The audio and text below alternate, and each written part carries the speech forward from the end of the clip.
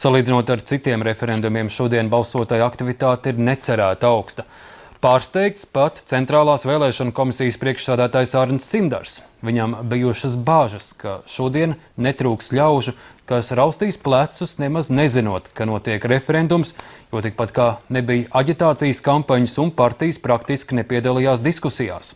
Politikas eksperti atzīst, liela aktivitāte pierāda, ka bija pareizi uzticēt tautai izlemt, ko darīt ar 10. Saeimu. Tiek uzdots jautājums cilvēkiem, par ko viņiem ir viedoklis un kur viņiem ir savs redzējums.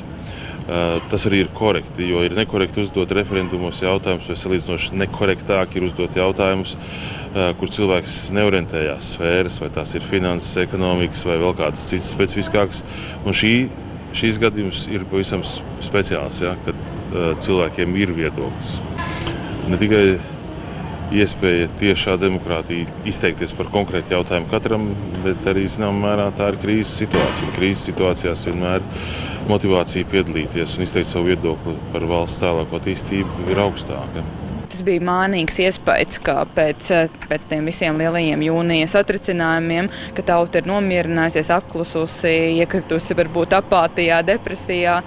Šie līdzdalības rādītāji liecina, ka tas tā nav, ka cilvēki grib lemt savu likteni paši, un pat ja tas nozīmē gadu pēc iepriekšējām vēlēšanām rīkot vēl vienas, tomēr tā cena, acīm redzot, ir tā vērta. Cilvēki ir pieraduši pie referendumiem, viņiem referendumi nav apnikuši, un par šādiem tik ļoti svarīgiem lēmumiem viņi vēlās pieņemt savu lēmumu. Vienalga arī kāds tas būtu, un tas ir ļoti respektējams. Tas nozīmē, ka mums iedzīvojās tādas uz līdzdalību orientētas demokrātijas tradīcijas, kur neviens deputāts nevar būt pārliecināts, ka ja viņš gadu pēc vēlēšanām sastrādā kaut kādas sūdzības, ka viņš vēl 3 gadus uzkavēsies šajā amatā.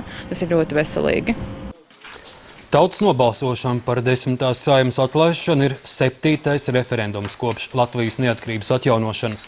Atšķirībā no iepriekšējiem šoreiz nav vajadzīgs kvorums. Vislielākā aktivitāte līdz šim bijusi referendumā par Latvijas dalību Eiropas Savienībā, kas notika 2003. gadā, un tajā piedalījās 71% pilsoņu. Savukārt vismazākā aktivitāte bija par grozījumiem Nacionālās drošības likumos, kuru izsludināšanu apturēja prezidenta Vairvīģa Freiberga. Toreiz tautas nobalsošanā balsoja 22,6% balstiesīgo.